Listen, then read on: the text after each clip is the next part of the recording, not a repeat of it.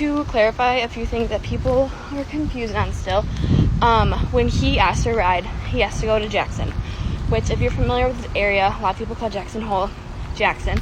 So that's why I said yes to giving him a ride. But you think any good hiker would know south and north. We were going south out of the park when he said he was camping north. He had told us that him and Gabby were not camping on a regulated campsite through the national park, that they were camping basically out in the middle of nowhere along Snake River.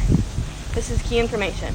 He said that he had hiked for days along Snake River, but when looking at his backpack, it wasn't full, and he said all he had was a tarp to sleep on, which you think if you're going camping for days on end, you'd want food and a tent, and he had none of that. And like I said, he looked clean and didn't smell bad.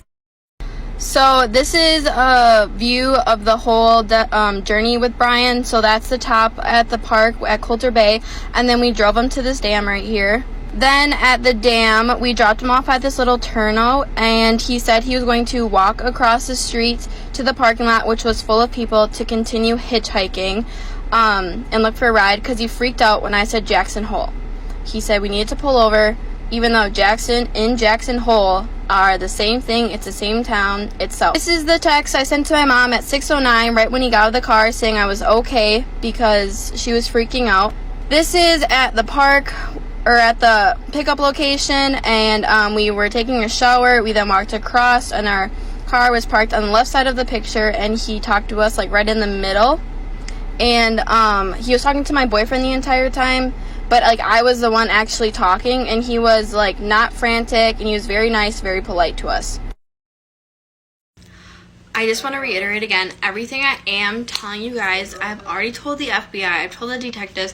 I am actively in contact with these people who are on the case, so everything I have told you, they do know. I'm just putting this out here because I want to reach people who have maybe seen him that day or have been in contact with him before, after my boyfriend were in contact with him. So this is when we picked him up. The exact time is 5:44. This is to my mom. We picked up a hitchhiker. She's obviously not very happy with me, and I now understand. So some common questions are, did he have a phone? No, he did not have a phone. My boyfriend and I did not see him pull out a phone at all during this time.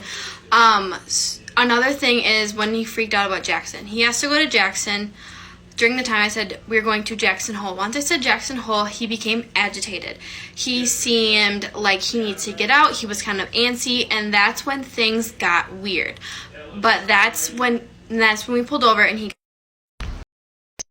This is going to be my last video. I've said everything I need to say and what happened during my encounter with Brian.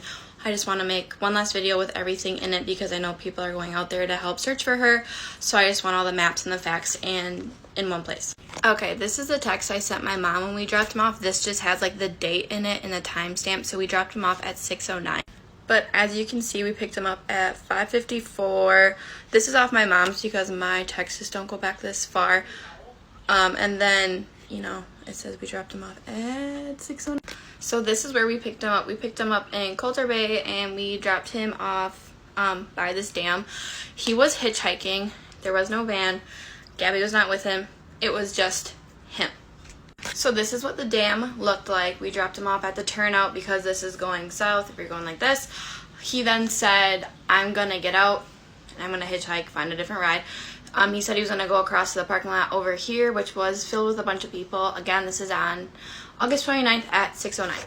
So this is a map of Grand Teton National Park. During our ride, he said, before he got in the car, he said I wanted to go to Jackson. So this is Jackson. Right there, you can see it says Jackson, south of the park, right? Jackson Hole is commonly referred to as well. So I said, you know what, we're going to Jackson. Hop in. He was very nice. He offered us $200 to give him this ride, and we picked him up. You can see here Coulter Bay right there. So pretty north of the park. And he said he was hiking along Snake River, which is up here, and it kind of goes down a little bit. And he said he was gone for multiple days, and he had left his fiance, never called her by her name, back at their campsite, which he said they camped in a dispersed campsite, so it's not a regulated campsite. and he was gone for multiple days without her, and he was sleeping on a tarp. When we picked him up, he had a backpack, long sleeves, a hat on, and scruff. He wasn't clean shaved, and he had hiking boots on, but he didn't look dirty. The only thing dirty about him were his shoes, and he was very nice during the trip, you know, very calm. We were making small talk. He was agitated when I said Jackson Hole, okay? So we were going south to Jackson. There's no other place in the Tetons called Jackson. Why he became agitated, I don't know. He just was very set on getting out of the car, which is why we pulled out by the dam, and that's why he got out. I don't know why he wanted to get out so bad. I don't know what other place he wanted to go to, because there's only one Jackson. So that's all I have, and I hope she's returned safely and they find her safe. I just wanted to add, I have talked to the cops, I've talked to the FBI. The information that I am putting out there, they already know. So I have already done that. If this jogs anyone's memory, please don't hesitate to reach out. I first, heard about this on TikTok a few days ago, which is why I'm putting this out on TikTok to hopefully, reach out to someone who had also might have seen him that day and, picked him up before or after we did. And I'm just really hoping that this helps find Gabby and bring her home safe.